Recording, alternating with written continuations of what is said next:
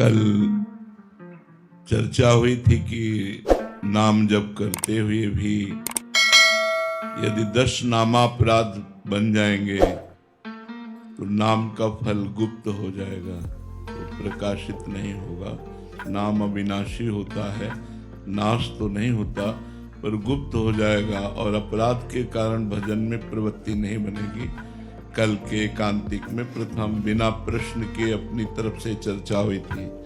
आज चर्चा हो रही है, यदि आप भगवत सेवा करते हैं, भागवत धर्म को धारण करते हैं, भजन करते हैं, तो 32 सेवा अपराधों से बचिए। बहुत सूक्ष्म है। इनसे क्या होता है, मन में उत्साह भंग हो जाता है, भजन का अरुचि हो जाती है, अविश्वास हो जाता है, फिर साधक डगमगा जाता है, काम क्रोध आदि के आवेश में आकर गलत आचरणों में उतर जाता है। यदि हम 10 नामापराध और 32 सेवा अपराध से बचकर श्री भगवान के शरणागत होकर भजन करें तो हमें एक नवीन उत्साह होता है भजन का। आज इतना कि आज और करें, और वो नवीन उत्साह हमारे समस्त भोगों के उत्साह का नाश करके, जो भोग भोगने की हमारी उत्साह प्रवृत्ति रहती है उसका नाश करके उसे उदासीन बनाकर भगवान का प्रेमी बना देते हैं। तो अब सुनते हैं 32 सेवा अपराध से, जिनको हमें सुन करके अपने आचरण में धारण करके इन सेवा अपराधों से बचना है। पहला, भगवान के मंदिर में जब हम दर्शन करने जाएं तो यदि हम किसी भी सवारी से हैं तो 100 कदम पहले उतर जाएं। ये नहीं कि सीढ़ी तक हम कार में, यदि अस्वस्थ हैं, आपके पैर खराब हैं, तब तो कोई बात नहीं है। यदि आपके पैर ठीक हैं तो 100 कदम कम से कम मंदिर से दूर उतर जाएं गाड़ी से, और वहीं से नमन करें और पादुका उतार दें अपनी, नंगे पैर वहां जाएं। अगर आप मंदिर में चढ़ते हैं पादुका पहन करके और कहीं प्रभु के आंगन तक पहुंच जाते हैं तो ये पहला अपराध सेवा का बन जाएगा। सवारी पर चढ़कर पैरों में पादुका पहनकर भगवत दर्शन के लिए जाना, ये सेवा अपराध है। भक्ति एक विशुद्ध समर्पण का भाव है। भरत जी महाराज जब चित्रकूट में पहुंचे तो अत्यंत सुकुमार श्री चरण भरत जी के पैदल चल रहे थे, तो छाले पड़ गए थे चरणों में। ये देख करके वशिष्ठ जी ने कहा, भरत, ये बड़े बड़े राजवाहन चल रहे हैं, आप घुड़सवारी कर लीजिए, आप रथ में बैठ लीजिए, आपके चरणों की हालत क्या हो, या पादुका पहन लीजिए। भरत जी ने जो उत्तर दिया, सिर भर जाऊं उचित मोरा, सबते सेवक धर्म कठोरा। प्रभु, जहां मेरे प्राण प्यारे भगवान श्री राम सियाजू के चरण चिन्ह हैं, वहां मैं पादुका पहन कर जाऊं, सवारी पे बैठ के जाऊं, उचित तो ऐसा है प्रभु कि जहां मेरे सिया राम के चरण है वहां मैं सिर के बल जाऊं, सिर भर जाऊं उचित मोरा। मैं अपने स्वामी के दर्शन करने जा रहा हूं, चल नहीं पा रहा हूं, लेकिन मुझे सिर के बल जाना चाहिए, चरणों से नहीं, क्योंकि चरण चिन्ह मेरे स्वामी के बने हुए हैं। भक्ति एक विशिष्ट भाव है जो भगवान को भी अधीन कर लेती है। इसीलिए भक्त, उपासक, वैष्णव, भजनानंदी को चाहिए कि अपने प्रभु के श्री विग्रह के दर्शन करने के लिए जब हम मंदिर में जाएं तो कम से कम 100 कदम पहले उतर जाएं और नंगे पैर जाएं। अगर आप सवारी में चढ़कर जाते हैं, जूता पहनकर मंदिर के ऊपर चढ़ते हैं, तो ये पहला सेवा अपराध आपका बन जाएगा। दूसरा, भगवान के उत्सवों को मनाएं। हमारे सनातन धर्म में उत्सवों का बड़ा महत्व है, उससे कृपा की प्राप्ति होती है। जैसे रथ यात्रा है, जन्माष्टमी है, राधाष्टमी है, रामनवमी है, ये जो हमारे उत्सव हैं आराध्य देवों के, इसमें ये नहीं देखना चाहिए कि मैं कृष्णोपासक हूँ तो रामनवमी क्यों मनाऊं, मैं रामोपासक हूँ तो जन्माष्टमी क्यों मनाऊं। ऐसा भेद नहीं है। हम आनंदित होकर के जब कभी भगवान शिव के उत्साहपूर्ण उत्सव आते हैं, महाशिवरात्रि आदि, माता भगवती अंबाजी के नौ दुर्गा आदि, तो हम उत्सव मनाएं। सनातन धर्मावलंबी इन उत्सवों की अवहेलना न करें। उत्सव न मनाना एक अपराध है। हम 4 लोग मिलकर के रात भर नाम कीर्तन करें तो हमारी कृष्ण जन्माष्टमी हो गई, भगवत कथा सुने रात में। रामनवमी के दिन खूब उत्साहपूर्वक भगवान श्री राम के पावन चरित्रों का गायन, श्री राम जय जय राम कीर्तन करें। शिवरात्रि, नौ दुर्गा आदि, ये जो हमारे सनातन धर्म के उत्सव हैं, इनको करना चाहिए। ना करना या उत्सवों में शामिल ना होना आपकी सामर्थ्य नहीं है कि आप कर सकें, तो जहां उत्सव हो रहा है वहां घंटा 2 घंटा के लिए शामिल हो जाइए। यदि शामिल नहीं होते तो एक अपराध है। इस सेवा अपराध का दूसरा अपराध है। तीसरा, भगवान के श्री विग्रह के सामने जाकर प्रणाम न करना। भगवान के सामने गए, आप ऐसे खड़े, भगवान साक्षात विराजमान है। अर्चावतार भगवान के जैसे और अवतार हैं, ऐसे भगवान जो विग्रह में विराजमान है ये अर्चावतार है। तो भगवान के सामने जाकर के सबसे पहला काम होना चाहिए साष्टांग प्रणाम करें, पंचांग प्रणाम करें। साक्षात भगवान विराजमान है। आप बिल्कुल संशय मत कीजिए कि ये तो मूर्ति है। जाकी रही भावना जैसी, प्रभु मूर्ति देखी तीन तैसी। अगर आप भावना करेंगे मूर्ति है तो मूर्ति है, नहीं तो साक्षात बिहारी जी विराजमान है। किसी मूर्तिकार की रचना नहीं, साक्षात राधा वल्लभ लाल, साक्षात राधा रमण जी, ये हम पर कृपा करके विराजमान है। हमारी सामर्थ्य नहीं कि हम इनको देख सकें, तो ये अर्चा विग्रह के रूप में विराजमान है। एक बार भगवान श्री कृष्ण को साष्टांग प्रणाम करने वाले को 10 अश्वमेध यज्ञ के अवभृत स्नान का फल प्राप्त होता है। एकोपि कृष्णः कृतः प्रणामो दशाश्वमेधा अवभृतेन तुल्यः। दशाश्वमेधी, जो 10 अश्वमेध करने वाला है वो पुनरेपि जन्म, बड़ी बात है। लेकिन कृष्ण प्रणामी न पुनर्भवाय, जो एक बार श्री कृष्ण को साष्टांग लेटकर प्रणाम करता है, 10 अश्वमेध यज्ञ के अवभृत स्नान का फल मिलता है। लेकिन 10 अश्वमेध यज्ञ करने वाले में और श्री कृष्ण के प्रणाम करने वाले में अंतर है कि 10 अश्वमेध यज्ञ करने वाला स्वर्ग में जाएगा, पुण्य क्षीणे मृत्युलोके विसंति, लेकिन कृष्ण प्रणामी न पुनर्भवाय।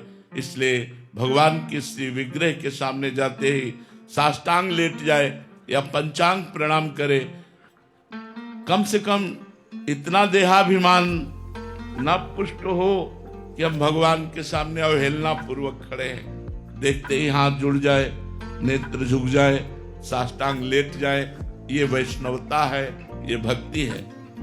अगर आप प्रणाम नहीं करते तो तीसरा सेवा अपराध है। चौथा, अशौच अवस्था में मंदिर में दर्शन करने जाना।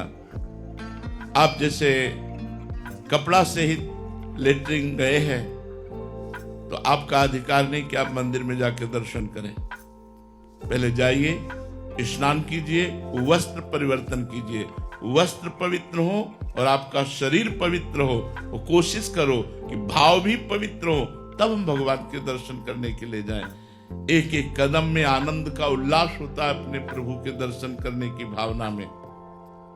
यदि आप खड़े खड़े लघु शंका करते हैं, आपके वस्त्रों में पेशाब के छींटे पड़ते हैं, आप अपवित्र हैं, मंदिर जाने के योग्य नहीं है, इसीलिए बुद्धि भ्रष्ट हो जाती है, कोई भाव नहीं आता, कोई अनुभव नहीं आता।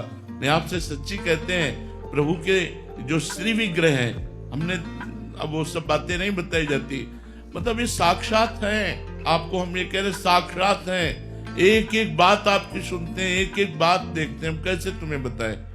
ये प्रभु जो श्री विग्रह में आप केवल भाव करके देखिए, वो हमारे भावों को ग्रहण करते हैं। जो प्यार से उनसे बात करो ना, सेकंड में उत्तर आता है, सेकंड में ऐसे बात करो और स्फुरित हो गया उत्तर, स्फुरित हो गया। ये प्रभु विराजमान है।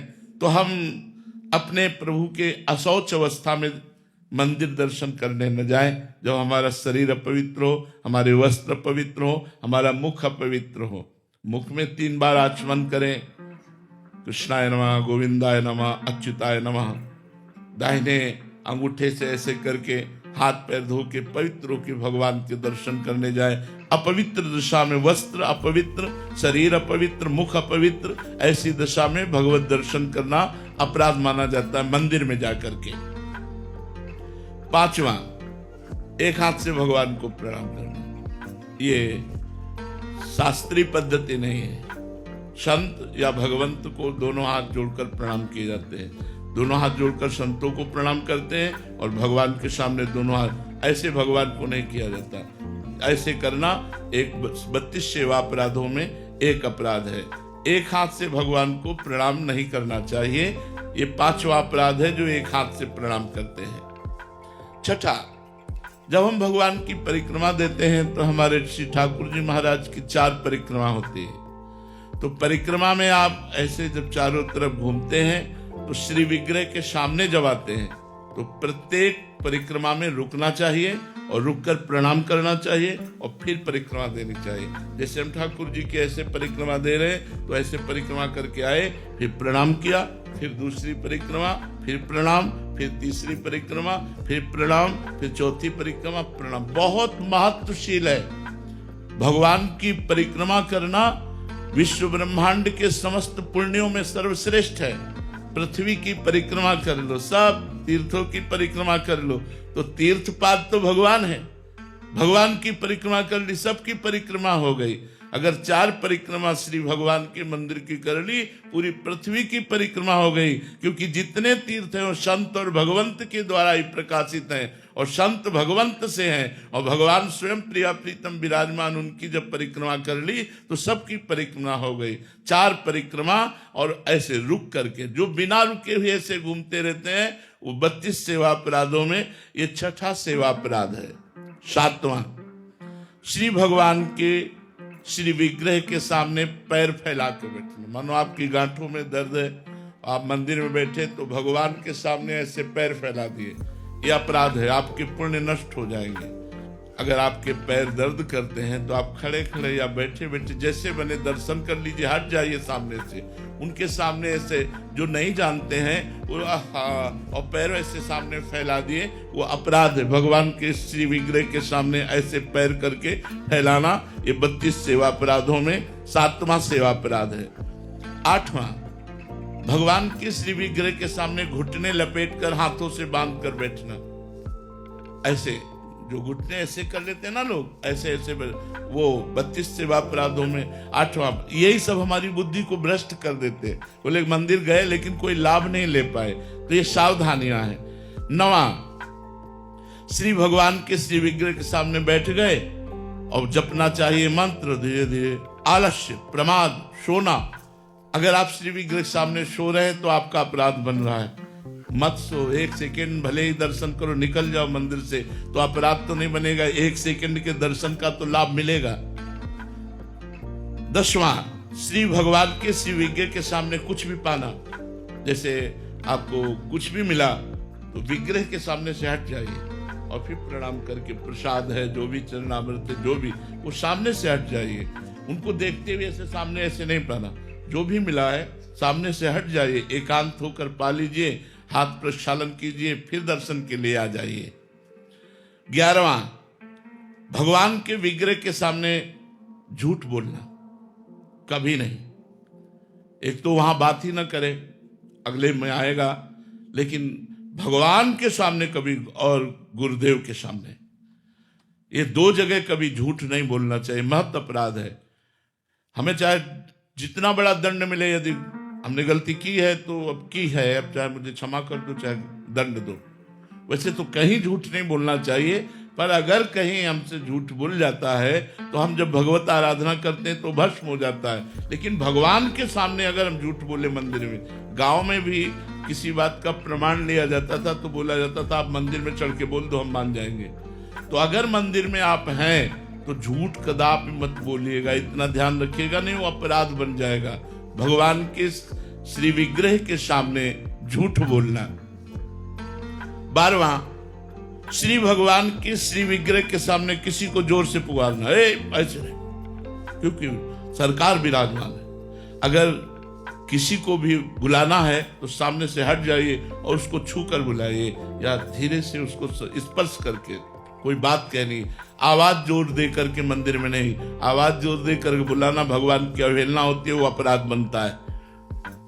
भगवान के श्री विग्रह के सामने आपस में प्रपंच की बात करना। 13वां, अब बैठे हैं बातचीत कर रहे हैं, भगवान के श्री विग्रह के सामने पंखा चल रहा है बड़ा आराम से, और भगवान के श्री विग्रह के सामने व्यर्थ की, गांव की, रिश्ते नातों की, आने जाने की, प्रपंच की बातें कर रहे हैं, ये अपराध है। भगवान के सामने बैठकर अगर कुछ करना है तो पद गायन करो, भगवान की महिमा। आज देखो ठाकुर जी कैसी सुंदर पोशाक पहने, आज उनके चरणों में पायल कितने सुंदर है, उन्हीं की शोभा का वर्णन करो, प्रपंच की बात नहीं। या तो मौन होकर नाम जप करो और या तो भगवान की चर्चा करो। हमें लगता है मौन रहकर नाम जप करना सर्वोत्तम बात रहेगी। श्री भगवान के श्री विग्रह के सामने चिल्ला चिल्ला कर उलूल जुलूल बात करना, बेमतलब ऐसे ऐसा वैसा ऐसा, मंदिर में बहुत सावधान। 15वां, श्री भगवान के श्री विग्रह के सामने किसी को दंड देना। मान लो आपकी जेब ही काट ली है, आपकी जेब काट ली, माना उस आदमी को पकड़ लिया, ठाकुर जी के सामने दंड नहीं देना है, इतनी मर्यादा रखनी। और 16वां, श्री भगवान के श्री विग्रह के सामने किसी को पीड़ा भरे कट वचन बोलना, मतलब गाली गलौज, ऐसे गंदे वचन बोलना, या ऐसा शापित वाली बात करना, ऐसा कुछ भी बोलना। या श्री भगवान के श्री विग्रह के सामने किसी पर कृपा करना नहीं, सरकार विराजमान है, वो मान लो कोई कह रहा है कुछ भी वो प्रभु विराजमान, उनसे बात करो, इस समय चुप रहो, शांत। श्री भगवान के श्री विग्रह के सामने निष्ठुरता भरा व्यवहार करना। 19वां, श्री भगवान के श्री विग्रह के सामने कंबल ओढ़ करके जाना। सर्दी का समय है तो मानो एक लोई एक चादर ऐसे डाल लिया, वहां मार कंबल ओढ़कर भगवान के सामने जाना निषेध करता है, शास्त्र निषेध करता है। श्री भगवान के श्री विग्रह के सामने किसी की निंदा करने लगना। भगवान के विग्रह के सामने मौन बहुत जरूरी है। जब आप दर्शन करने जाए तो सीधे आंख मिलाया और दर्शन करते रहो, आंख नीचे किया, मंदिर से बाहर, बच गए, कोई अपराध नहीं लगेगा। श्री भगवान के श्री विग्रह के सामने किसी को स्तुति भरे वचनों से बोलने रहना। अरे भाई आप क्या गाते हैं, आप बहुत ऐसा वैसा बातचीत करने लगे, उसकी बड़ाई करने लगे। स्तुति का मतलब होता है किसी की बड़ाई करना, वो दोष है। श्री भगवान के सामने अश्लील शब्द बोलना। श्री भगवान के श्री विग्रह के सामने अधोवायु छोड़ना। अब जैसे ये एक शारीरिक प्रक्रिया है, आप मंदिर में हैं, आपको अधोवायु को मतलब समझ रहे ना, तो उस वायु को जब वेग आता है तो कहीं भी वो छोड़ देता है ना, तो भगवान के श्री विग्रह के सामने नहीं, सीधे निकलो मंदिर से बाहर, यानी श्री भगवान के श्री विग्रह के सामने छोड़ दिया तो 32 सेवा अपराधों में है श्री विग्रह के सामने अधोवायु का त्याग करना। और 24वां, शक्ति रहते हुए भगवान की साधारण वस्तुओं से सेवा करना। जैसे आपके पास खूब भगवान ने दिया है तो उत्तम उत्तम भोग लगाइए, उत्तम पोशाक पहनाइए, उत्तम आभूषण पहनाइए। ऐसा नहीं कि आप खा रहे हो हलवा और चाय और पकौड़ी और भगवान के सामने चिरौरी रख दिया, ये ठीक नहीं है।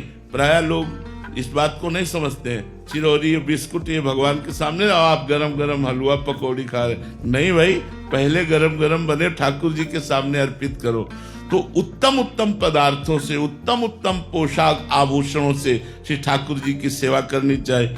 25वां, भगवान को निवेदन किए बिना अगर आप जल भी पीते हैं तो आपके सुकृतों का नाश होता है। गीता में भगवान ने कहा मुझे अर्पित किए हुए बिना जो भोजन पाता है वो पाप पाता है।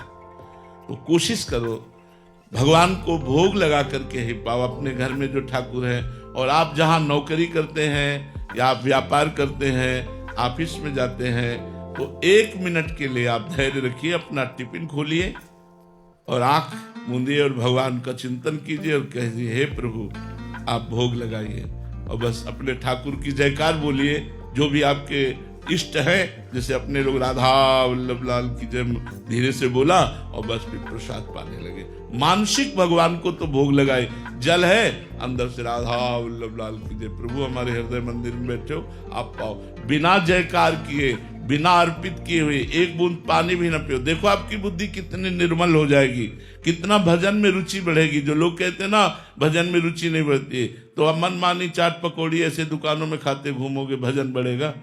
बिना भगवान को अर्पित के हम कह देखो तुम्हारा मन है आज हम, चलो ठीक है आप ले लो, मान लो वही दुकान पे खाना है, आंख मूंदिए और भाव में आए कि हे प्रभु मेरा मन मतलब आप गोलगप्पा पाना चाहते, राधा राधा राधा वल्लभ लाल की जय, हर गोलगप्पा में राधा बोलिए और पवाइए, देखो आपकी बुद्धि शुद्ध रहेगी, बुद्धि भ्रष्ट नहीं होगी। ऐसे तो फिर मनमानी करने से बुद्धि अपवित्र हो जाती है।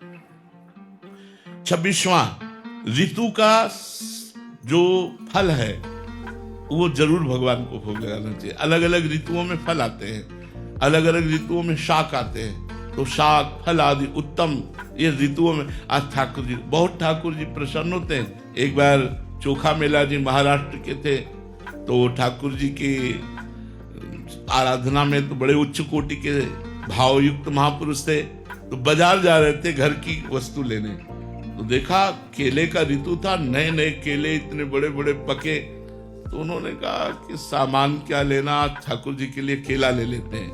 और केला लिए और मंदिर में दरवाजे पर जाकर के आवाज लगाई और भगवत पार्षदों को कहा विट्ठल भगवान को भोग लगा दीजिए, आज इन्होंने हमें प्रेरणा की कि केला। बोले तेरे केला कौन भोग लगाएगा?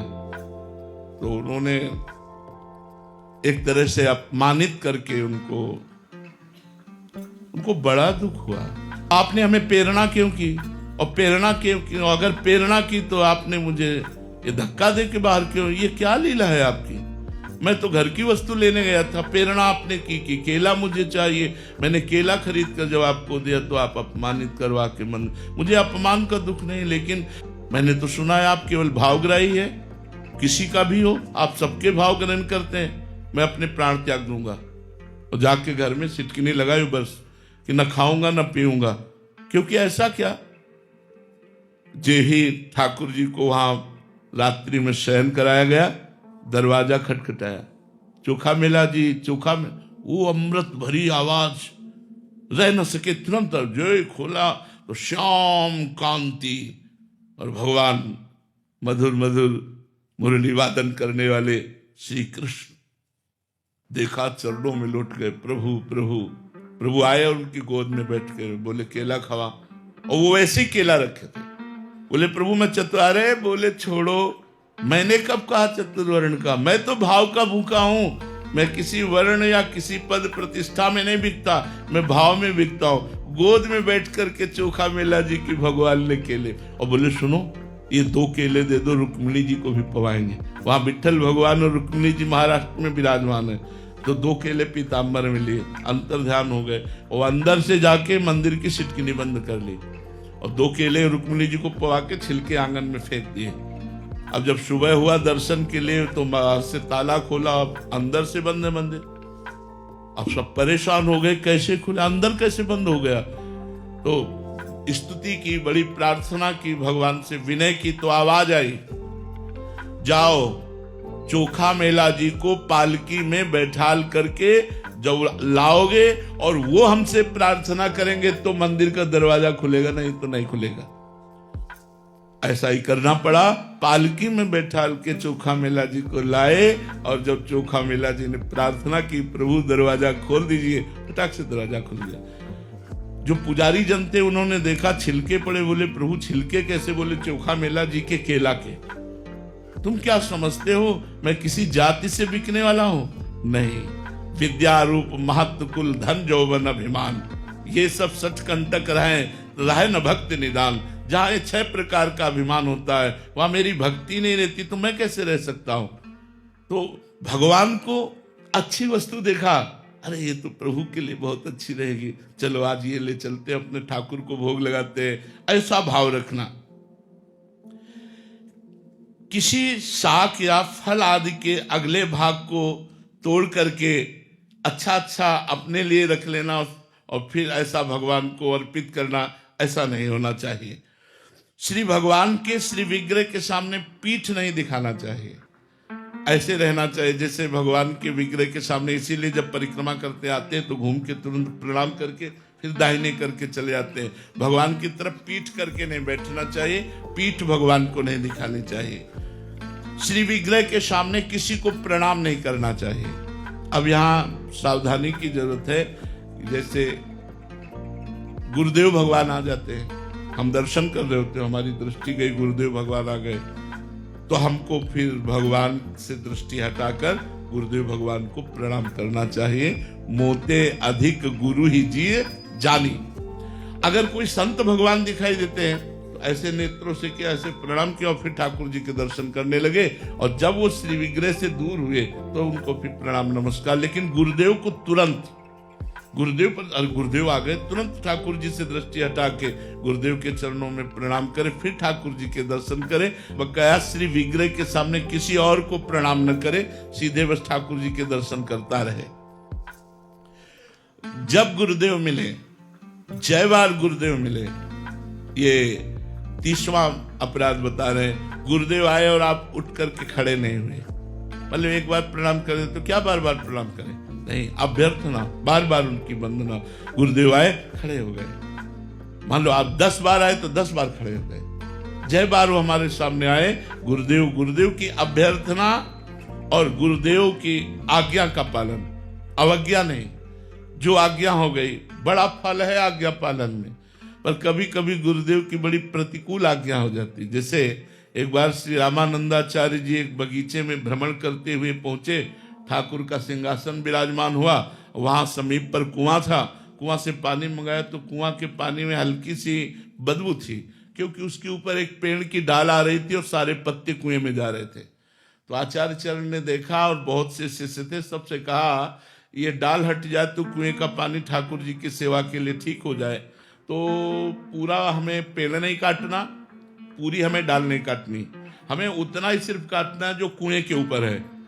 तो चलो कुल्हाड़ से काटो। तो विज्ञ शिष्य जनों ने कहा, जय जय, जो काटेगा वो तो कुएं में चला जाएगा, क्योंकि लंबी डाला ही है। अगर पेड़ के पास से काटनी हो तो सुविधा है, नहीं तो बैठ करके तो इधर ही काटेगा, और काटेगा तो कुल्हाड़ से कुएं। बोले इससे मुझे कोई मतलब नहीं, डाल कटनी चाहिए। एक खड़ा हुआ कि जीवन तो गुरुदेव के लिए, मर जाऊंगा तो क्या, गुरुदेव की आज्ञा में खड़े। बोले गुरुदेव मैं काटता हूँ। हो गए, काटा, जो ही काटा सो डाल और कुल्हाड़ और वो सब कुएं में चले गए।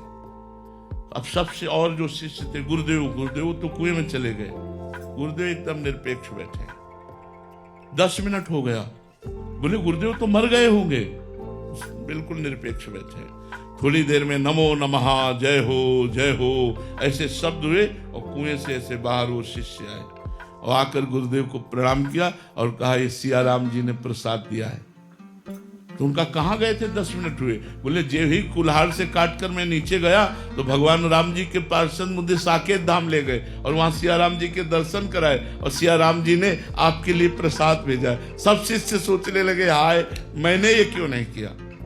काम बहुत प्रतिकूल है, लेकिन ये आज्ञा कि मेरे गुरुदेव की आज्ञा में प्राण दे दूंगा, बस बात बन जाए। तो गुरु की अभ्यर्थना, जय बार गुरुदेव मिले तय बार सर झुकाकर नमस्कार किया और जय बार आवे तय बार खड़े हो गए और उनका कुशल प्रश्न, उनकी आज्ञा का पालन करना, उनका स्तवन करना। यदि हम ऐसा नहीं करते तो ये 30वां अपराध बनता है। 31वां, अपने मुख से भक्तों के बीच में अपनी प्रशंसा करना, अपनी बड़ाई की बात करना, इससे पुण्य नष्ट हो जाते हैं। जो अपनी प्रशंसा करता है, दूसरों की निंदा करता है, उसके सारे सुकृत नष्ट हो जाते हैं। 32वां, किसी भी देवता या किसी भी भगवान की निंदा कानों से न सुनना।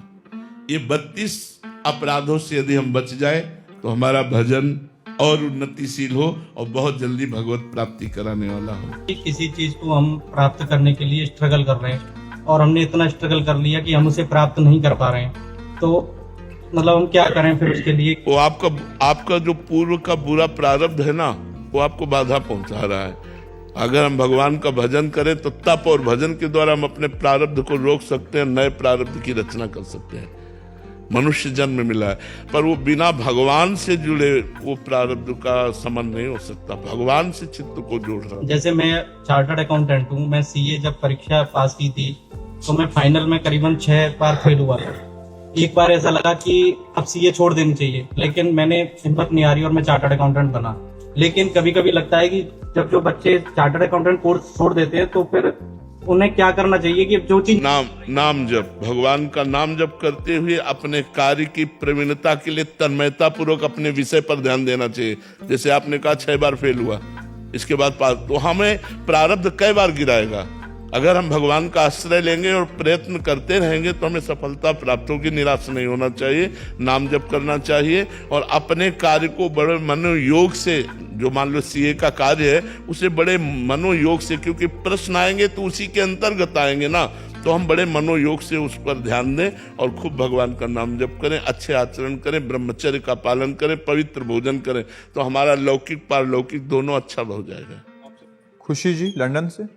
राधे राधे महाराज जी। राधे राधे महाराज जी। महाराज जी, अगर रिश्तों में और आत्मसम्मान में किसी एक को चुनाव करना हो तो किसका करें? भावनात्मक और अति विचारक स्वभाव होने के कारण अपने आप को आत्मनिर्भर कैसे बनाएं महाराज जी? आत्मसम्मान का अर्थ आप क्या लेती हैं?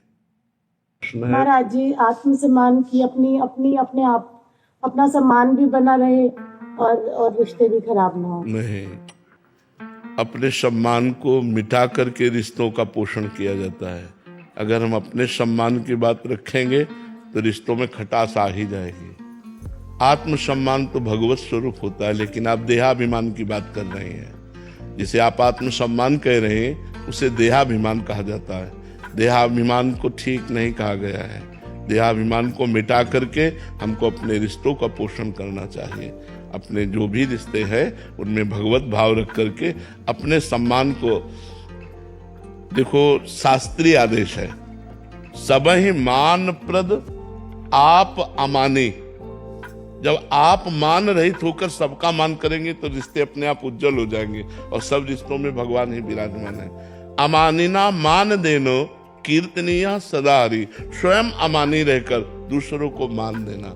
और हम अपने सम्मान की बात अगर ध्यान रखेंगे तो खटास तो रिश्तों में आ ही जाएगी और आप जलेंगी, आपका हृदय जलेगा, आपका हृदय असंतुष्ट होगा। वो ठीक नहीं, सिद्धांत से ठीक नहीं है। सिद्धांत से आप अमानी बनिए, दूसरों को सम्मान दीजिए, दूसरों से सम्मान लेने की भावना न रखिए, दूसरों को सम्मान देने की भावना रखिए, तो आपका हृदय उदार हो जाएगा और वास्तविक आत्मसम्मान आपका होगा। वास्तविक आत्मसम्मान आपका होगा जब आपसे कोई कटु व्यवहार करे तो आप उससे प्रेम का व्यवहार करें, तो भगवान देख रहे हैं, वो आपको प्यार करेंगे। और जिसको भगवान प्यार करते हैं उसे सारा संसार प्यार करता है। जहाँ पर कृपा राम की हुई ता पर कृपा करे सब कोई। तो हमें लगता है आप आत्मसम्मान की भाषा को देहाभिमान में बदल रही है। देहाभिमान आत्मसम्मान नहीं होता, सबका सम्मान ही आत्मसम्मान होता है, क्योंकि आत्मा सब में विराजमान है। ऐसे तो रिश्तों में खटास आ जाएगी, कड़ुआहट आ जाएगी, आपका हृदय संतप्त हो उठेगा, सो ठीक नहीं है। स्वाति जी भानपुरा से। राधे राधे महाराज जी। गुरुदेव, नाम जप के उपरांत भक्ति की अगली सीढ़ी कौन सी है महाराज जी? यही पूर्णता है। पहले नाम जप वैखरी से होता है, राधा राधा राधा राधा राधा राधा राधा, फिर उपांश से होता है, फिर मानसिक होता है। ये 3 पद्धतियां हैं। परा वाणी से जब नाम चलने लगता है तो भगवान का स्वरूप सामने होता है, उनकी दिव्य लीलाएं होती हैं। ये नाम ही प्रारंभ है और नाम ही पूर्णता है। नाम में ही सब कुछ छुपा हुआ है। वैखरी, मध्यमा, पश्यंती और परावाणी, ये 4 वाणियां हैं। जब परावाणी से नाम चलने लगता है और जिसे कहते रोम रोम और रग रग बोले, तब कछ स्वाद नाम को पावे। नस नाड़ियों तक में नाम समा जाता है, शरीर परम पवित्र हो जाता है, हृदय परम पवित्र हो जाता है, स्वभाव परम पवित्र हो जाता है और वो भगवत स्वरूप हो जाता है। तब नाम ही प्रारंभ है और नाम ही पूर्णता है। नाम की अगली सीढ़ी नाम ही है, पर वो उतरता चला जाएगा। अभी नाम में मन नहीं लगता, नाम जब कर रहे हैं संसार, भूत भविष्य की बातें, गंदी बातें, ये सब आ रहे, धीरे धीरे नष्ट हो जाएगी। अब नाम ही दिखाई दे रहा है, नाम ही सुनाई दे रहा है। संपूर्ण लोकांतर से वैराग्य हो गया। नाम जप करते करते भगवान से अनुराग हो गया। भगवान का रूप, भगवान की दिव्य लीलाएं उसके सामने छा गई, वो सिद्ध पुरुष हो गया। नाम ही साधना है और नाम ही सिद्धावस्था है। पूजा आलोक जी। राधे राधे महाराज जी। महाराज जी, मैं ये जानना चाहती हूँ कि गुरु और शिष्य के बीच का नाता कैसा होना चाहिए? शिष्य ऐसी कौन सी बातें हैं जिससे गुरुदेव प्रसन्न होते हैं? शिष्य की नाता सेवक स्वामी का प्रधान होता है, गुरु स्वामी होता है और शिष्य सेवक होता है। सेवक वही है जो स्वामी की अक्षरशः आज्ञा का पालन करे, गुरु को साक्षात परब्रह्म मान करके उनकी आज्ञा का पालन करे। उनकी आज्ञा जो हुई है वो हमारे लिए परम कल्याण के लिए है, ऐसी भावना करके प्रत्येक छोटी से छोटी भी आज्ञा का पालन करे। और गुरु की आज्ञा के अनुसार जब हम जीवन चलाते हैं और जब हम ऊंचाई पर पहुंचते हैं तो हम गुरु स्वरूप ही हो जाते हैं। हमारा गुरु का संबंध स्वामी सेवक का संबंध है, माता पिता का संबंध है, मित्र का संबंध है, सब कुछ संबंध है। तुमेव माता च पिता तुमेव, तुमेव बंधुश्च सखा तुमेव, तुमेव विद्या द्रविणं तुमेव, तुमेव सर्वम मम देव देव। सर्वदेव गुरुदेव, हमारी संपत्ति गुरुदेव, हमारे माता गुरुदेव, हमारे पिता गुरुदेव, हमारे सखा गुरुदेव।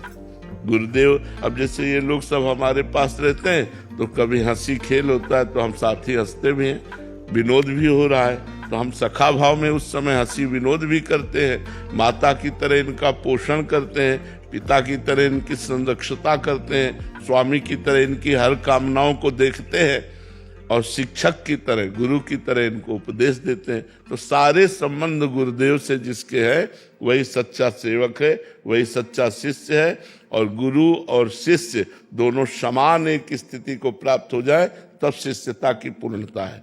जो गुरु में चल रहा है वही शिष्य में चल रहा है।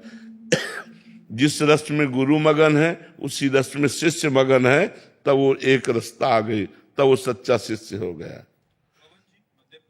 अब जैसे अपने गुरुदेव की नाभाजी सेवा करते थे, हर समय गुरुदेव की सेवा में ही रहते थे। तो गुरुदेव ध्यानस्थ थे, नाभाजी पंखा कर रहे थे। तो पूज्य उनके गुरुदेव श्री अग्रदेवाचार्य जी थे। तो अग्रदेवाचार्य जी के किसी शिष्य का जहाज जो है वो भंवर में फंस गया समुद्र में। अब ये हुआ कि तो डूब जाएगा, तो उन्होंने पुकारा, गुरुदेव गुरुदेव गुरुदेव रक्षा करो। तो अग्रदेवाचार्य जी सिया राम जी को माला पहनाने जा रहे थे, बस अचानक एकदम वो पुकार, एकदम चिंतन खिंचा तो माला ऐसे, तो नाभाजी पंखा में से हवा कर रहे थे, उन्होंने ऐसे कर दिया और गुरुजी से मानसिक स्थिति में जाके कहा कि आप माला पहनाइए। जो हमारे गुरु भाई का जहाज अटक गया था वो तो निकल गया। तो उन्होंने कहा कौन बोला? यहां आके कौन बोला? मानसिक सेवा में वो ऊपर से सब मौन है। बोले कौन बोला? बोले जिनको जूठन दे देकर पाला है वो सेवक ने बोला। आपकी जूठन का बल, ये शिष्य गुरु की महिमा को जानकर गुरु के समान हो गया, पर दासता ऐसी ही कि आपकी जूठन के पोषण से ही हम हुए। ये है गुरु शिष्य का संबंध, कि शिष्य जब गुरु की महिमा में युक्त होकर गुरु स्वरूप हो जाए, तभी शिष्य की पूर्णता है कि जो गुरु के हृदय में चल रहा है वही शिष्य देख रहा है, वही शिष्य आनंद ले रहा है। जी, हम आप में गुरुदेव देखते हैं, हमारा हाथ कभी नहीं छोड़ना जी के। देखो, गुरुदेव कभी नहीं छोड़ते, शिष्य छोड़ देता है। गुरु का स्वभाव छोड़ना नहीं। जैसे आपसे कोई अपराध बना, हमें पता चला, हमने कहा चल निकल भाग, दिखाई मत देना। आप शाम के वहीं रोड के किनारे बैठे, मान लो कभी हम जब निकले, क्यों बैठे, दिखाई क्यों दिए? प्रभु आपके सिवा हमारी ठौर ही नहीं, तो मैं जाऊं कहां? खत्म खेल, सारे अपराध माफ हो गए। प्रभु हमारी ठौर ही नहीं है कोई, और कोई नहीं और ठौर कोई नहीं, आपके सिवा और कोई नहीं, हमारी कोई ठौर नहीं। तो नाथ अब हम जाएं तो कहां जाएं? आपकी शरण में है, चाहे दंड दो चाहे क्षमा करो, पर प्रभु हम आपके चरणों को छोड़ के नहीं जा सकते। ये है गुरु भक्ति। गुरु कभी नहीं छोड़ते, आप लोग ही गुरु को छोड़ देते, उनकी आज्ञा का उल्लंघन करके मनमानी आचरण करते हैं। गुरु कभी नहीं छोड़ते। गुरु का बड़ा उदार हृदय होता है। जो परब्रह्म परमात्मा को दे दें आपकी गोद में, वो गुरु नाराज कैसे हो सकते हैं? वो आपको सुधारने के लिए नाराज का नाटक कर सकते हैं। तो आपकी निष्ठा होनी चाहिए कि गुरुदेव को छोड़कर ये मारे या प्यार करें, गुरुदेव को छोड़कर और हमारी कोई गति नहीं। पवन जी, जय जय श्री हरिवंश। हरिवंश महाराज जी। महाराज जी, क्या गुरु की आज्ञा में रहना ही सर्वोपरि साधन है? क्या केवल नाम जप में सारी मेहनत लगा दें करने में? तो गुरु की यही तो आज्ञा है, गुरु की यही तो आज्ञा है।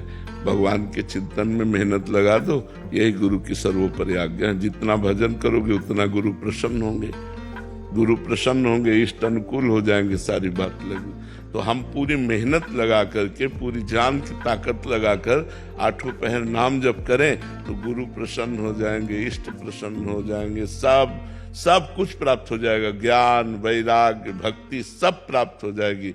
नाम में पूरी सामर्थ्य विराजमान है। जितना शास्त्रों में लिखा है वो सब नाम में भरा हुआ है।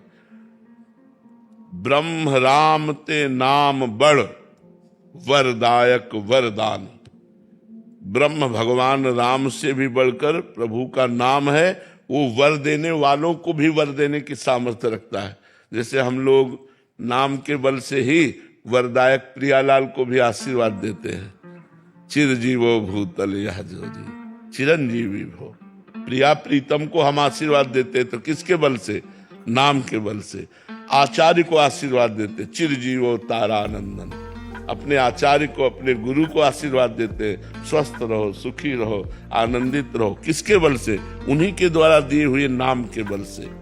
ब्रह्म राम ते नाम बड़, वरदायक वरदान। वरदान देने वालों को भी वर देने की सामर्थ्य आ जाती नाम जापक में। इसलिए नाम से बढ़कर के कोई नहीं है। खूब नाम जप करो, इसी से सब प्राप्त हो जाए। कुलदीप सिंह जी, चंडीगढ़ से। राधे राधे महाराज जी। महाराज जी, इस अंतिम पड़ाव में गुरुवाणी के शब्द हैं, जप तप संयम धर्म ना कमाया, सेवा साध ना जानिए हरि राया, कहू नानक हम नीच कर्मा, शरण परे की राखो शर्मा। महाराज जी, याद करके बहुत पछताता हूँ, कृपया मार्गदर्शन करें कि बची हुई सांसों को कैसे संभालूं। नानक साहब तो बता तो दिए ना, शरण गए की शरण परे की राखो शर्मा। हाँ, आपकी शरण में इस बात को आप देखिए, मेरे से तो न साधु सेवा बनी न मेरा भजन बना। हे नाथ, बस मैं आपकी शरण में हूं, इस बात की लाज रख लीजिए कि मैं आपकी शरण में। खास बात है, जब जीव हृदय से भगवान की शरणागति हो जाता है तो सारी जिम्मेवारी भगवान स्वीकार कर लेते हैं। हमें चाहिए मन वचन और कर्म से अब जब से जागृत हुए तो हम अपने गुरुवाणी की शरण में हो जाएं, हम अपने वाहे गुरु की शरण में हो जाए, परमात्मा की शरण में हो जाए, अकाल पुरुष की शरण में हो जाए, जिससे हमारा काम बन जाए। शरणागति हृदय से होती है। ये आर्त भाव है कि न मेरे से कोई जप तप बना, ना मेरे से साधु सेवा बनी, अब तो प्रभु मेरा जीवन व्यर्थ ही है, मैं आपकी शरण में हूँ। हे वाहेगुरु, हे परमात्मा, आप खुद शर्मा, मतलब आप खुद इस बात की लाज रखो कि मैं आपकी शरण में हूँ। अब मेरी गति और दुर्गति आपके हाथ में है। संगीता जी, दिल्ली से। श्री हरिवंश महाराज जी मेरा ये पापी मन ना तो वाणी पाठ में लगता है, ना ही माला जप में लगता है, श्री जी की सेवा में तो बिल्कुल नहीं लगता है। ये बस संसारिक राग द्वेष प्रपंच और भोगों में ही भटकता रहता है। इस पापी मन हम देखो मन को एक कोष करके अपने को छूट दे रहे हैं, गलत बात है। अगर आप केवल मन को कोसेंगे और अपने को छूट दे देंगी तो दुर्गति हो जाएगी। हम बोले राधा, बोलो राधा राधा राधा राधा, क्या करेगा मन, क्या करेगा मन? अब जब हम राधा राधा राधा की रट लगा रहे हैं तो हमारा मन क्या करेगा? अपने आप पवित्र हो जाएगा, अपने आप ठीक हो जाएगा। अब हम कहें कि मन से नाम जप हो तो सिद्धों का होता है, मन से नाम जप सिद्धों का होता है। साधकों को नाम जप वाणी से करना होता है, इसलिए वाणी से खूब नाम जप करो। अब मन लगे न लगे, नाम जब चल रहा है वाणी में, आपका परम कल्याण हो जाएगा। देखो मन की चक्कर में मत फंसो, अगर मन की चक्कर में फंसोगे तो दुर्गति कर देगा ये। हमको नाम पकड़ना, जबरदस्ती पकड़ना, नियम पूर्वक जपना। इसीलिए हम काउंटर को बहुत अच्छा समझते हैं। जो काउंटर आज लग चला है आधुनिक ना, कि भाई आज हमने 10,000 नाम जप किया, आज हमने 12,000 नाम जप किया, आज हमने 50,000 नाम जप किया। करना चाहिए, इससे उत्साह बढ़ता है। और कैसे भी हो, नाम तो जिह्वा से चल रहा है ना, इसलिए तुम्हारा परम मंगल हो जाएगा। काउंटर आदि ये बहुत उत्साह पैदा करते हैं कि आज हमने इतना नाम जप किया, आज हमने इतना नाम जप किया। इसलिए करना चाहिए, सबको करना चाहिए। 5,000 नाम रोज जपना शुरू कीजिए, फिर आगे बढ़िए। शुरू करेंगी? हाँ, ऐसे राधा राधा राधा राधा राधा राधा राधा राधा 5,000 बार राधा राधा को मन लगे न लगे, फिर आप देखो कैसा आनंद आने लगेगा धीरे धीरे। सुमन जी पंजाब से। महाराज जी दुख में भजन छूट जाता है, तो महाराज जी ऐसे में कैसे?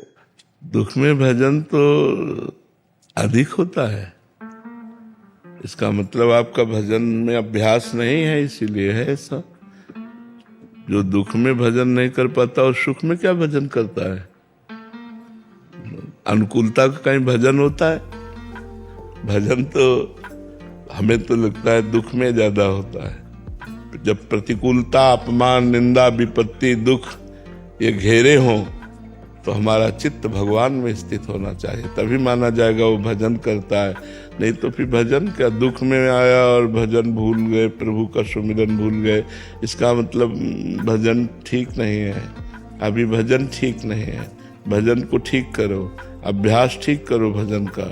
दुख में भी हमारी चित्त वृत्ति भगवान में लगनी चाहिए, अधिक लगनी चाहिए। कुंती जी ने तो भगवान से दुख ही मांगा कि हर समय दुख एक ऐसा है जो भगवान का स्मरण कराता है। तो कुंती जी ने भगवान से कहा मुझे सदैव दुख प्रदान कीजिए, भगवान से कहा विपत्ति दीजिए, पग पग पर विपत्ति दीजिए, जिससे मैं आपका स्मरण कर सकूं। तो अभ्यास ठीक करो, दुख में तो और भजन होना चाहिए जी। जब दुख आता है ना तो फिर हम बहुत झगड़ा करते हैं उनसे, और नहीं तो ऐसा प्रेम थोड़ी, प्रेमी से अपने सुख थोड़ी मांगते हैं, प्रेमी का सुख देखते हैं। अगर भगवान से प्यार है, भगवान को अपना मानते हो, तो जो ही प्यारो करे सोई मोहि भावे। जिसमें प्रभु राजी हो उसमें मैं राजी होना चाहिए। हम लोग सुख के गुलाम हो चुके हैं, इंद्रिय सुख के गुलाम हो चुके हैं, तो हम भगवान से इंद्रिय सुख मांगते हैं, ना दे तो हमारी अश्रद्धा हो जाती। ये गलत सिद्धांत है, कोई भक्ति का सिद्धांत नहीं है, ये कोई अध्यात्म का सिद्धांत नहीं है, मनमुखी बात है। ऐसा ठीक नहीं बच्चा। मनुष्य जीवन इसलिए नहीं मिला है, मनुष्य जीवन मिला है दुख सुख में सम होकर भगवान का भजन किया जाए, भगवान से प्रार्थना की जाए। इतनी प्रार्थना तो की जा सकती, नाथ दुख में हमको दुख सहने की सामर्थ्य दो, और सुख में दूसरों को सुख प्रदान करने की भावना दो। अगर हमारे पास सुख है तो हम परोपकार करें, दूसरों को सुख प्रदान करें, और दुख है तो मुझे सहने की क्षमता दो, जिससे मैं आपके द्वारा प्रदत्त दुख को सहकर आपका स्मरण कर सकूं। तब तो ठीक है, नहीं तो फिर वो ठीक बात नहीं है, ये सांसारिक बात है। राधे राधे महाराज जी। महाराज जी जिस समय जीवात्मा शरीर छोड़ता है वो अपने सभी शरीर संबंधियों को भूल जाता है और कर्मानुसार अन्य योनियों को प्राप्त होता है, तो उसके लिए जो पूजा पाठ धार्मिक अनुष्ठान जैसे तर्पण इत्यादि किए जाते हैं, तो उसका क्या महत्व महाराज जी? जीवात्मा को प्राप्त होता है? हाँ, वो प्राप्त होता है। ये भागवतिक संस्कार, जैसे आपने पंडित लोग संकल्प कराते हैं ना जिसके नाम से, तो संकल्प करा करके जे ही मंत्र पढ़कर उसको पिंडदान किया गया, या उसके निमित्त भंडारा किया गया, या उसके निमित्त पुण्य दिया गया, तो वो पुण्य जो है वहां पहुंच जाएगा। जिस देवता को साक्षी करके किया गया वो देवता उसको पहुंचाएगा, चाहे जिस योनि में हो उसकी उन्नति होने लगेगी, वो पुण्य उसको बढ़ा देगा, वो पुण्य उसकी तृप्ति करने लगेगा, उसकी उन्नति कर देगा। तो ये हमारे धर्म शास्त्रों का जो नियम है, ये कोई व्यर्थ नहीं है कि वो मर गया तो वो कौन नहीं, ट्रांसफर होता है।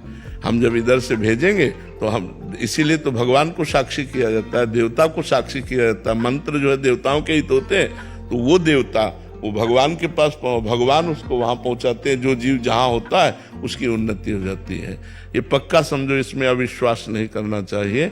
खूब नाम जप करना चाहिए, खूब उनके लिए संत जिवाने चाहिए, पवाने चाहिए, तीर्थ याटन करना चाहिए, पिंडदान करना चाहिए। तो हमारे माता पिता या जो सगे संबंधी हैं उनकी उन्नति हो जाएगी, उनका कल्याण हो जाएगा, उनका मंगल हो जाएगा। पितरों में और पूर्वजों में क्या डिफरेंस होता है? एक ही बात है, वही पूर्वज जाकर पितर बनते हैं जाके, वही पूर्वज जो हमारे हैं ना वही पितर होते हैं। वैसे पितर लोक है, पितरों के स्वामी आर्यमा है। जितने हमारे पूर्वज होते हैं वो जाकर के पितर लोक में, तो पितर लोक अगर वो कहीं अन्य जगह गए हुए हैं तो पितर लोक से वहां ट्रांसफर हो जाएगा, पुण्य वहां पहुंच जाएगा। ये डिपार्टमेंट अलग अलग बना हुआ है। पंकज जी, राधे राधे महाराज जी। महाराज जी, यूट्यूब के माध्यम से काफी वर्षों से आपको सुन रहा हूँ, आपकी बातों को जीवन में उतारने का प्रयास भी कर रहा हूँ। महाराज जी, मेरा प्रश्न है कि जब आपने संन्यास लिया और घर रिश्ते नाते त्याग दिए, तो शुरू के कुछ महीनों में आपको अत्यंत प्रतिकूलता का सामना करना पड़ा होगा। उन परिस्थितियों में पूरे जीवन भर प्रतिकूलता ही प्रतिकूलता सहता रहा हूँ। आज क्या आप हमें अनुकूल समझ रहे हैं? दोनों किडनी खराब है, कोई अंग ऐसा नहीं जो हमारा दर्द न कर रहा हो। तो बचपन से लेकर अभी तक प्रतिकूलता ही प्रतिकूलता, तो प्रतिकूलता मेरी अनुकूलता बन गई है। समझ रहे हो ना? दुख सहते सहते दुख मेरा साथी बन गया है, इसलिए मुझे अब दुख से परेशानी नहीं रहती। अब दुख, अपमान, निंदा, इनसे मुझे प्यार हो गया है। पूरे जीवन भर चलते चलते मुझे इनसे प्यार है। अब और कष्ट बढ़ता है तो मुझे और सुख मिलता है। जाना है, शरीर को छूटना है। मैं शरीर नहीं हूं, ये नाशवान है। मैं भगवान का दास हूँ। वो अविनाशी स्वरूप हमारा है जो चिदानंद में सेवा में भगवान की जाता है। इसलिए हाँ, पहले दिन हमारे विश्वास को भगवान शंकर ने पुष्ट किया। जब मैं 13 वर्ष का शरीर था तो शाम के माताजी से केवल बताया, पिताजी से तो हिम्मत नहीं थी क्योंकि बहुत कठोर स्वभाव के थे, तो उनसे डर लगता था बात करने में। तो माताजी से कहा कि माताजी हम कल बाबा जी बन जाएंगे, बाबा जी बन जाएंगे। उन्होंने विनोद समझा और हमारी बात बन गई, क्योंकि उन्होंने विनोद समझा। अगर सीरियस समझती तो रो देती या कुछ हमको आदेश करती, और उन्होंने विनोद समझा तो ध्यान ही नहीं दिया। भगवान ने हमारी बात बना दी। सब सो रहे थे, उठे, पिताजी को मानसिक प्रणाम किया, सैया पर थे, माताजी को प्रणाम किया, भाई बहनों को हाथ जोड़ा, और एक छोटी सी गीता, और एक ब्राह्मण कुल में जन्मे थे इसलिए चटाई, और वो एक लोटा, क्योंकि गायत्री यज्ञोपवीत हो जाता है ना, तो गायत्री के लिए उतना लेकर बस वो फिर घर से भागे। पैजामा कुर्ता या ऐसा पैंट शर्ट, हाफ पैंट या शर्ट या पैजामा कुर्ता क्या था मुझे ध्यान नहीं है उस समय, मतलब गृहस्थी वेश में ही भागे। और 15 किलोमीटर चलने के बाद थक गए। तो एक शंकर जी का मंदिर आता है नंदेश्वर, सरसौल में, सरसौल ब्लॉक में नंदेश्वर महादेव, वहां जंगल में जाकर के रुके। अब जब 12 बजे भूख लगी, क्योंकि सुबह से कुछ ना कुछ घर में मिल जाता था, अब सुबह तो मिला नहीं, चलते चले आए। अब दोपहर के 12 बज गए, भूख लगी, तो पहली बार हमारे मन में प्रश्न उठा कि कैसे जीवन निर्वाह होगा, जीवन निर्वाह कैसे होगा, कहां रहेंगे, कहां जाओगे। तुरंत हम कहा ये तो हमको परास्त कर देगा प्रश्न। तुरंत हम कहा भगवान जैसे रखेंगे, हम भूखों मर जाएंगे लेकिन घर नहीं जाएंगे, हर कष्ट सहेंगे। इतने में एक आदमी आ गया, हमारे विश्वास को भगवान ने तुरंत पुष्ट किया। एक आदमी आ गया, उसने कहा बच्चा यहाँ एक सूर स्वामी रहते थे, जानते हो क्या? तो हम कहा हम यहाँ नए आए, हम जानते किसी को नहीं। तो कमंडल खोला और 1 लीटर दही होगा, मीठा दही, गांव के दूध गड़वा का लाल लाल दही, लाल रंग का हो गया। उनका तुम पी लो, अब हम वापस नहीं ले जाएंगे, उनके लिए लाए थे, वो है नहीं तो आप पी लो, वो संत कहीं चले गए होंगे। तो हमें सब कुछ लगे, हम कहा हम क्यों पी ले? बोले नहीं पी लो, महादेव जी की ऐसी इच्छा है। तो उसी लोटे में डाल के 3-4 लोटा निकला, छोटा लोटा था। और जब वो गए तो 1 लीटर दही में खूब छक गए ना, बस जो ही गए सो शंकर जी के ऐसे पिंडी को पकड़ के खूब रोए कि हमें विश्वास हो गया कि हमारे जीवन का आप पार करेंगे, आप स्वीकार करें। बस वो दिन क्या दिन, कभी घर नहीं याद आया, कभी घर नहीं गए, कभी परिवार से 1 रोटी नहीं खाई आज तक, अपने जन्मभूमि की 1 रोटी आज तक नहीं खाई जब से घर से निकले, भगवान की कृपा से। तो बहुत बड़ी जीवन यात्रा कट गई। अब बताओ, हम किसी आश्रम या ऐसा हमारा उद्देश्य नहीं रहा, इसलिए हम कहीं रुकते नहीं थे। 1 दिन रुके, 2 दिन रुके, 4 दिन रुके, कोई विरक्त स्थान और भजनानंदी संत तो फिर 1-2 साल रुक जाते, जैसे सैनपुर में रुके, निम्बुआ घाट में रुके, ऐसे ऐसे स्थानों में रुके, घटिया घाट में रुके। नहीं तो ऋषिकेश से लेकर बनारस तक यही हमारा रोड था, बस यही घूमना गंगा के किनारे, और जो प्रारब्ध वशात मिल जाए वही खा लेना, किसी से कुछ कहना नहीं, मांगना नहीं, कभी स्वेटर नहीं पहना, कभी शाल नहीं ओढ़ा, कभी कंबल नहीं ओढ़ा, इतने दिनों में। अब जैसे शरीर रुग्ण है तो अब ये सब सुविधाएं स्वीकार नहीं, तो इन सुविधाओं से बता रहे ना, हमें सुविधा, सुख और सम्मान और प्रशंसा, इससे हमें परहेज है। ये सब हो रहा है अंदर। आपको सच्ची बता, कोई हम मतलब अहंकार या सफाई की बात नहीं है, इसका कोई महत्व नहीं, ये सब मायाकृत लीला हो रही है। तो जो हमें दुख की बात रही, तो पहले हमें कष्ट लगता था, जब कष्ट लगता तो होता मुझे भगवान प्राप्त करना है, चुप शांत सह लो, चुपचाप सह लो। हम 2 श्लोक गीता जी के ये बहुत हमें काम दिए। पहला, मात्रा स्पर्शास्तु कौन्तेय शीतोष्ण सुख दुखदा आगमा पाइनो अनित्यास्तास्ति तिक्षस्व भारत। और दूसरा, यम ही न व्यथ्यन्ते ते पुरुषम पुरुषर्षभ सम दुखा सुखा धीरम स्वमृतत्वाय कल्पते।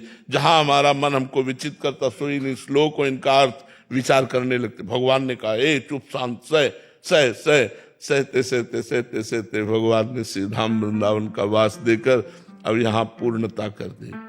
अब हमें कुछ नहीं चाहिए, अब हमारे अंदर की कोई सांसारिक मांग नहीं रह गई कि अब हमको ये सुख सुविधा मिले या कुछ। बस एक ही बात रह गई कि मैं प्रभु को कहीं भूल न जाऊं। एक डर बना रहता है, मैं कहीं इस बाजार में अपने प्रभु को न भूल जाऊं। इसलिए उनसे यही प्रार्थना करते रहते कि पूरे जीवन आपके चरणों में गया, अब कहीं आखिरी में लाके ऐसी खंदक में मत डाल देना कि आपको भूल जाए। यश कीर्ति प्रशंसा सब वैभव कहीं ऐसा न हो नाथ आपको भूल जाए, क्योंकि हमारा लक्ष्य ये नहीं है, हमारा लक्ष्य आप है, आपको कभी भूलूं नहीं। तो दुख तो हमारे जीवन का मित्र रहा है और वही मित्र हमको भगवान से जोड़ दिया। तो ये जीवन कथा है हमारी, पीछे से लेकर के अभी तक। महाराज जी, हम पर भी दया कीजिए कि हम भी भजन नहीं छूटे हमारा। हाँ, यही सबसे बड़ी बात है, भजन न छूटे, यही सार बात है। सार बात यही कि महाराज जी, संसारिक जीव जो हम जैसे हैं, उनको तो एकांत काटने को दौड़ता है महाराज जी। हमें समाज काटने को दौड़ता है। आपको हमारा मन जो है वो सही पूछो तो आज हमारा मन उस बात को लेकर के ललचाता है जिस बात को भगवान ने हमें पहले दिया था। जो गंगा किनारे का जीवन था उस बात को लेकर ललचाता है, लेकिन अब हम असमर्थ हैं। अगर हमारा शरीर स्वस्थ होता तो आपको सही कहते हैं, ये सौभाग्य आप लोगों को ना मिलता। हमको ये सब अच्छा नहीं लगता। ये पूरे भारतवर्ष के जो गृहस्थ और ब्रह्मचारी हैं, इनके संशय मिट जाए। पूरे भारतवर्ष के लाडली जो ऐसी कृपा करे कि उनके जो गृहस्थ हैं या ब्रह्मचारी भी हैं, उनके सबके संशय मिट जाएं, जो आप कार्य कर रहे हैं। प्रयास आप संतों की कृपा से यही है कि हमारे सब समाज अध्यात्म से जुड़े, व्यभिचार और व्यसन से विलग रहे। जो आज हमारे समाज में व्यभिचार बढ़ रहा है, boyfriend girlfriend live in relation, जो व्यसन बढ़ रहे हैं, नए नए बच्चे गंदे आचरणों में लग रहे हैं। तो प्रार्थना यही करते हैं कि सब हमारे देशवासी विदेश का आचरण न करें, विदेशी लोगों का अनुकरण न करें। हमारा धर्म प्रधान देश है, हमारे देश को समझो। 4 आश्रम 4 वर्ण व्यवस्था बनाई गई है। पहला आश्रम ब्रह्मचर्य है सबका, सबको ब्रह्मचर्य का। आज उसी पहले आश्रम को ही अगर नष्ट कर दिया गया तो हमारी कैसे धर्म व्यवस्था कैसे चलेगी। धर्म व्यवस्था का पहला आश्रम ब्रह्मचर्य, पहले आश्रम में ही व्यभिचार प्रवेश कर गया तो फिर कैसे चलेगा। इसलिए आप संतों की कृपा से लाडली जी के द्वारा ये ऐसा हो रहा है कि कुछ लोग बदल भी रहे हैं, सुन सुन करके लोग बदल भी रहे हैं। तो बदलेंगे, उनकी सीमाएं हैं, बदलने तक की सीमाएं वैसे संत तो असीमित है, उसकी बदलने की सीमा है, लेकिन सर्वेश्वर के लिए तो बदलने के लिए असीमित है। क्या इस कलिकाल से क्या करें, इससे निवेदन करने से मानेगा, क्या करेगा। बड़ा त्राही है, बहुत वैसे युग धर्म का प्रभाव होता है, इसलिए भगवान छूट दिए होते हैं और अपने संतों को पावर देकर रोकने का काम करते हैं। बकाया युग धर्म से के लिए नहीं, अगर वो चाहे तो एक संकल्प मात्र से अनंत ब्रह्मांडों का 1 मिनट में परिवर्तन हो जाए। अब हम लोग तो दीपक की तरह हैं, जो तो अपना अपना उजाला प्रकाश कर, कोई 10 को संभाल रहा है, कोई 100 को संभाल रहा है, कोई 1000 को संभाल रहा है, लेकिन पूरी सृष्टि को संभालना तो सिर्फ सर्वेश्वर भगवान के ऊपर है। पर युग धर्म के अनुसार वो भी छूट देते हैं, क्योंकि शास्त्रों में लिखा हुआ है, जैसे कलयुग का प्रभाव है तो शास्त्रों में लिखा हुआ है, तो इसीलिए उसका प्रभाव अपना पड़ेगा। पर संत जन लड़ते रहते हैं, उसके प्रभाव को दबाते रहते हैं और भगवान की जय और अध्यात्म की जय बुलवाते रहते हैं, अध्यात्म का संस्कार प्रकाशित करते रहते हैं। सबको देख के बड़ा आनंद आता है, ठीक है, लेकिन ये सब संशय रहित कैसे हो पाएंगे, ये कलिकाल में बहुत मुश्किल है। सो कलिकाल कठिन उर्गारी, पाप परायण सब नर कल्पित करें चारा, जाय न वरन अनित्य। तो क्या सर्वेश्वर की लीला है? हाँ, सर्वेश्वर की लीला ही मानी। हम लोगों के जो पुराने प्रारब्ध के भोग बाकी है वो हम भोग रहे हैं। नहीं महाराज जी, युग धर्म का भी प्रभाव है। कोई कितना भी बड़ा प्रतापी हो, युग धर्म का प्रताप उससे युद्ध करेगा, उसको परास्त करने की कोशिश करेगा। अगर वो तपस्या और भगवत शरणागत है तो फिर कोई परास्त नहीं कर सकता है। कलयुग का प्रभाव वहीं रहता है जब भगवान नाम नहीं, भगवत लीला कथा नहीं, भगवान से चित्त नहीं जुड़ा, वहीं कलयुग का प्रभाव पड़ता है। नहीं तो हमारी वाणी जी में लिखा हुआ है, जो रसिकाचार्यों ने वाणी लिखी है, राधा वल्लभ भजत भज भली भली सब होए, जिते विनायक शुभ अशुभ विघ्न करे नहीं कोई, विघ्न करे नहीं कोई, डरे कलिकाल कष्ट भय, हरे सकल संताप हरसि हरिनाम जपत जय। कलयुग डरता है, जहाँ भगवत नाम कीर्तन, भगवत कथा, भगवत वार्ता, भगवत चिंतन होता है, वहाँ कलयुग डरता है। जैसे संकलो संघो शक्ति, हम 100 साधक मिलकर नाम कीर्तन करते हैं तो हम हजारों को पवित्र कर देंगे, 1000-2000 को पवित्र कर देंगे, ऐसे चलता है। लेकिन उसका प्रभाव तो चलेगा। जैसे गर्म हवा चलती तो सबको लगती है, प्रभाव मिट नहीं सकता। नहीं, प्रभाव नहीं, कल का प्रभाव नहीं मिटाया जा सकता। नहीं, हम एक कोने से मिटाएंगे, दूसरे कोने में परास्त कर देगा। इसीलिए संत जन तो लगे ही हैं। कली जो युग प्रभाव युग धर्म है, ये भी क्या हमारे पुराने जन्मों के प्रारब्ध से हम लोगों को जन्म लेना पड़ा क्या? हाँ, बिल्कुल बिल्कुल बिल्कुल बिल्कुल, ये तुम्हारा कलयुग में जन्म होगा। बिल्कुल। तो इसके जब ये भोगना निश्चित है जी, तो ये पूरा भोगना पड़ेगा या भजन से ये नष्ट, प्रारब्ध नष्ट हो सकता है? भजन से हम इसको नष्ट कर सकते हैं, भजन मिटा सकता है। जो तप करे तुम्हारी कुमारी तो भावी मेट से भावी मेट सके त्रिपुरारी। जी, इसके आगे एक निवेदन है जी, हर इच्छा भावी बलवाना, हृदय विचारत शंभु सुजारा। तो हरि इच्छा का जो स्वरूप होता है वो भक्तों की इच्छा से होता है, भगवान की स्वयं की कोई इच्छा नहीं होती। भगवान की स्वयं की कोई इच्छा नहीं होती, अमना है, भक्तों की इच्छा होती है। अगर हम 10 मिल करके तो भगवान का अवतार हो सकता है। हाँ, अगर हम 10 संत मिलकर के उस चाहेंगे तो भगवान का ऐसा कृपा अवतार हो सकता है जो परिवर्तन कर सकता है। जैसे हम जहाँ सैकड़ों साधु विराजमान है, आपको कलयुग का वहाँ कोई प्रभाव नजर नहीं आएगा। झूठ है, व्यभिचार है, व्यसन है, जुआ खेलना है, परा स्त्री से व्यभिचार, ये सब उसका प्रभाव नहीं आएगा। वहाँ आपको सतयुग त्रेता का ही वातावरण मिलेगा। भगवान नाम कीर्तन, भगवत कथा वार्ता, कोई ध्यानस्थ है, कोई मौन है, कोई तप परायण है, ऐसा आनंद बरसता है। तो हम सब मिल करके एक भगवान की शक्ति से जितना बचा सकते हैं, लोगों को बचा सकते हैं, बकाया युग धर्म अपना प्रभाव करेगा। हाँ, युग धर्म। ये जो नारायण है सर, ये भक्ति करते हैं तो माया जो है, क्या रहे ब्रह्मांड में माया कटु प्रचंड, सेनापति कामादि भट्ट, दंभ कपट पाखंड अंदर ही इन पे ज्यादा चोट कर रहा है, या जो सामान्य है उन पे ज्यादा चोट कर रहा है। माया का प्रभाव महाराज जी, जैसे गर्म हवा चलेगी तो समान रूप से सबको लगती है, समान रूप से सबको लगती है, पर जिसका कोमल शरीर होता है उसे विशेष लगती है। तो ऐसे ही माया का प्रभाव तो चल रहा है समान रूप से, पर जो संतों का हृदय बड़ा कोमल होता है उस पर विशेष प्रभाव पड़ता है, उस पर विशेष प्रभाव पड़ता है, विशेष। हाँ, क्योंकि जैसे जो गिरा हुआ है वो क्या गिरेगा, जो चल रहा है वही गिरेगा।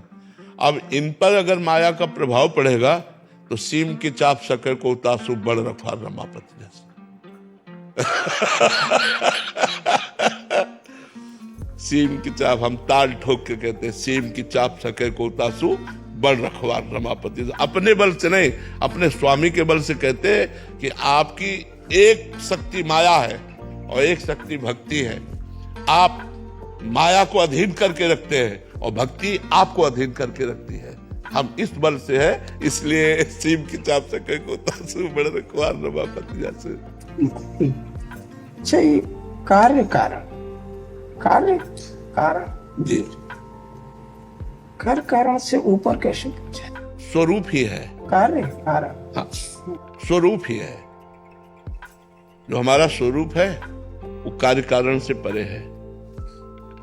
जब तक स्वरूप बोध नहीं होता तब तक कार्य कारण में, सेवक स्वामी में ये सब भाव बने रहते हैं। जब स्वरूप बोध हो जाता है फिर द्वैत है ही नहीं, न कोई कार्य है और न कोई कारण है, वही एक है स्वरूप बोध। ये जो जीव यहाँ जिनके पास बिल्कुल धन नहीं है, पहुंच नहीं सकते, क्या जिनके पास बिल्कुल भी धन नहीं है, जैसे धाम आदि में पहुंच नहीं सकते जी, तो ये सब नारायण को आपके समान सामर्थ्य देके उनके पास भेजा जाए तो कैसा रहे? हाँ, पर अब समस्या ये है कि आग में झोंकना, समस्या ये है कि आग में झोंकना। ये किसी गृहस्थ के घर जब रुकेंगे तो गृहस्थ के हाव भाव और उससे ये प्रभावित हो जाएंगे।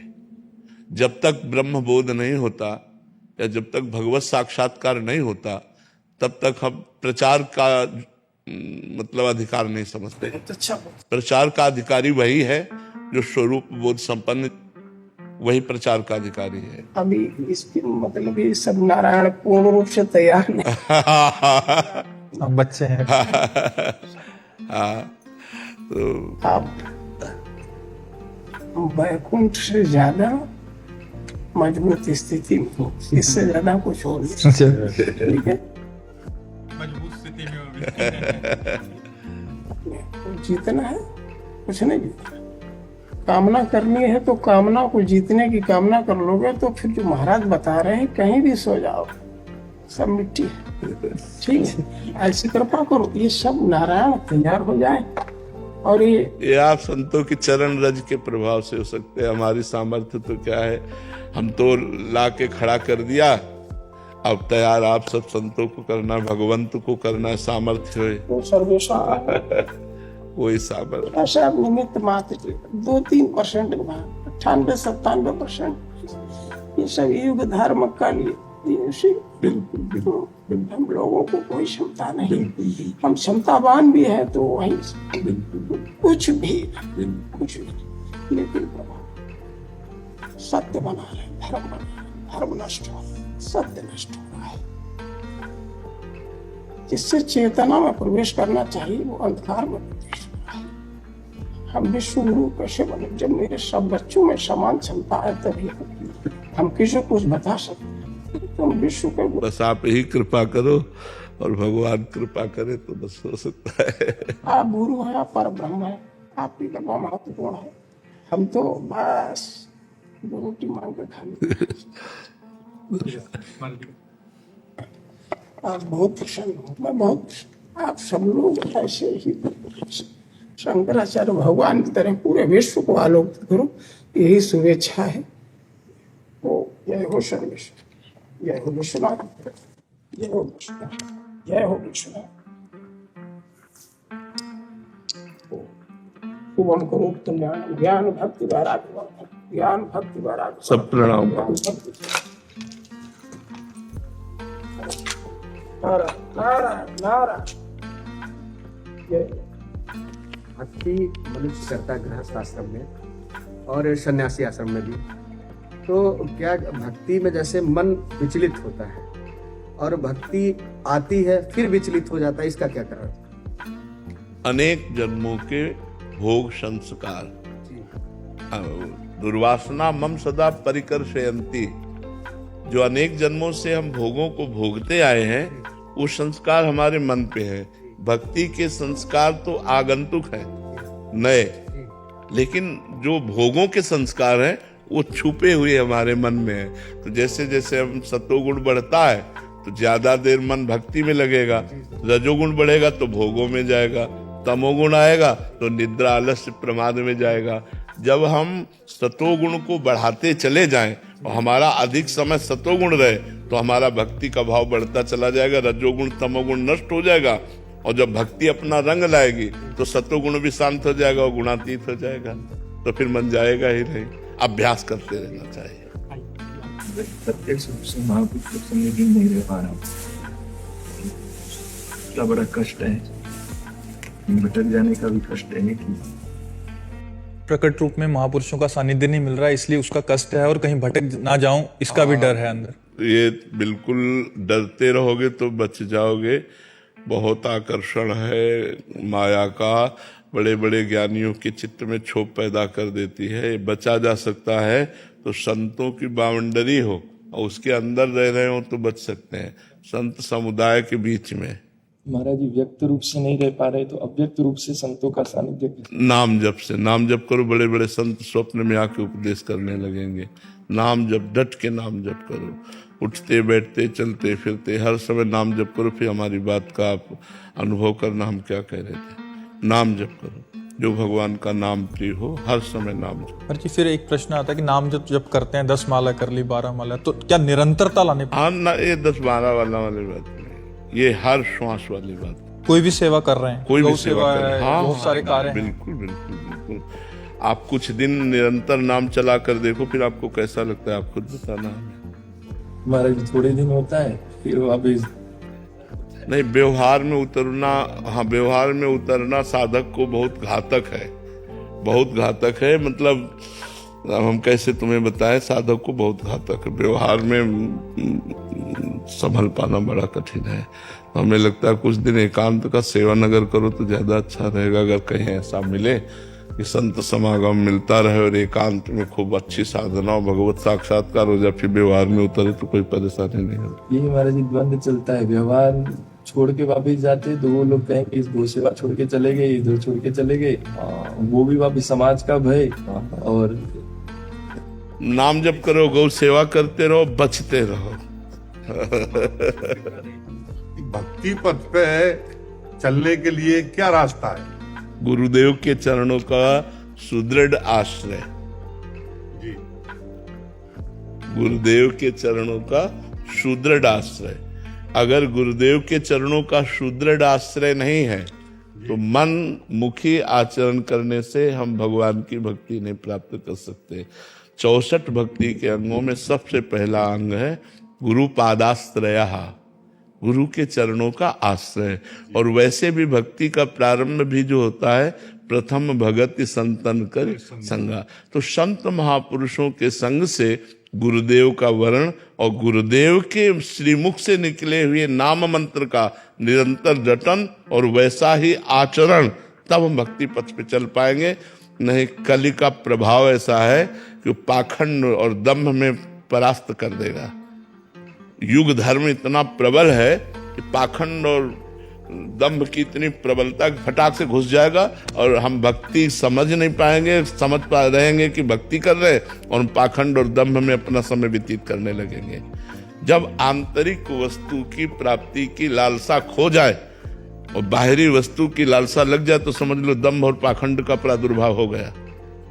तो हम लोग चलते तो हैं भगवान की प्राप्ति के लिए, लेकिन बीच में कलयुग ऐसी टांग मार देता है कि हम कंचन कामिनी कीर्ति में ही फंसकर गिर जाते हैं और भगवान की प्राप्ति की लालसा खो बैठते हैं। नहीं तो जिस वैराग्य से हम घर से निकले थे उसी वैराग्य से हमारा वैराग्य प्रतिपल बढ़ना चाहिए और समस्त लोक लोकांतरों के भोगों से वैराग्य प्राप्त करके भगवान के अनुराग में डूब जाना चाहिए। ये होता है गुरु कृपा से। इसलिए गुरु पादाश्रया, बिना गुरु के चरणों का आश्रय लिए कोई भी साधक सिद्ध नहीं हो सकता। जी महाराज जी, आप सब गृहस्थ में रहते हैं, बट गृहस्थ की बहुत सारी ऐसी जिम्मेदारियां होती हैं, परिवार की जिम्मेदारियां होती हैं, गृहस्थ कार्य होते हैं, ऑफिस जाना होता है। ऐसे में भजन बहुत बाधित होता है और करना भी चाहे तो हो नहीं पाता। महाराज जी, ऐसे में आपका महाराज जी करना चाहे तो हो नहीं पाता, ऐसी बात तो नहीं है, क्योंकि युद्ध से बढ़कर के कोई कर्तव्य कर्म मुझे तो समझ में नहीं आता।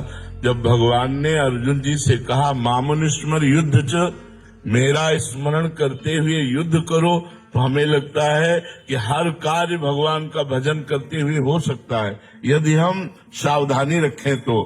अब जो कार्य एकाग्रता पूर्वक ऑफिस में, व्यापार में या जिस भी डिपार्टमेंट में है कि आप बहुत एकाग्र हो जाते हैं तो भगवान का नाम भूल जाते हैं, तो हमने एक उपाय बताया है, उस कर्म को भी भगवान को समर्पित कर देना। जो कर्म भगवान को समर्पित कर दिया जाता है वो भगवान की प्राप्ति कराने योग्य हो जाता है।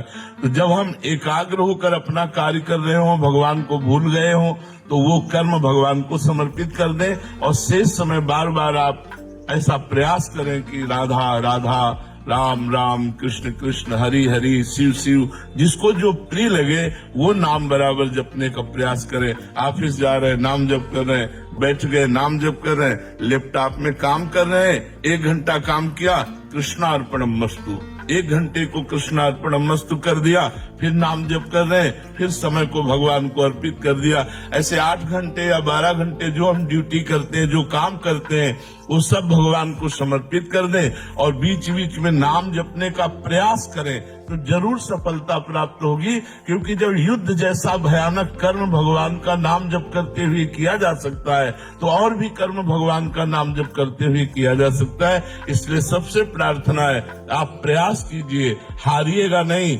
उत्साह बढ़ाइए और हर कार्य के बीच में राधा राधा बोल लीजिए, फिर कार्य करते रहिए, तो आपका परम मंगल हो जाएगा, सारे दुख नष्ट हो जाएंगे। भगवान के नाम में पाप नाशक शक्ति है, जब पाप नष्ट हो जाएंगे तो दुख ही नहीं रहेगा। इसलिए हमें लगता है खूब नाम जप करो, मन की चक्कर में मत पड़ो, मन लगे ना लगे, तुम खूब नाम जप करो, तुम्हारा मंगल ही होगा। भाव को भाव अनखाल शहु नाम जपत मंगल।